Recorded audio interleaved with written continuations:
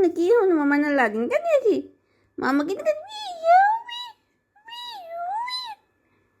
ਹੁਣ ਲਾ ਦਿੰਗਾ ਜੀ ਮਾਮਾ ਕਹਿੰਦੇ ਕਰਨਾ ਮਾਮਾ ਨਹੀਂ ਕਰਨਾ ਮਾਮਾ ਨਹੀਂ ਕਰਨਾ ਮਾਮਾ ਨਹੀਂ ਕਰਨਾ ਮਾਮਾ ਨਹੀਂ ਕਰਨਾ ਮਾਮਾ ਬਦਾਈ ਬੱਚੇ ਹੁਣ ਤੂੰ ਮੇਰੀ ਗੋਦੀ 'ਚ ਆ ਕੇ ਬਹਿ ਗਿਆ ਤੇ ਮਾਮਾ ਕਿਹਨੂੰ ਕਰੇਗਾ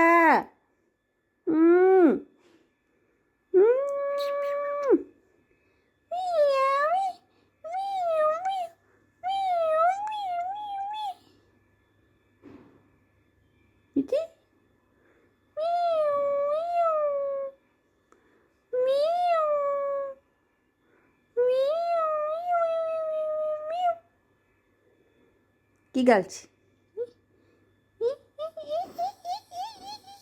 ਅੱਛੀ ਆਂਦੀ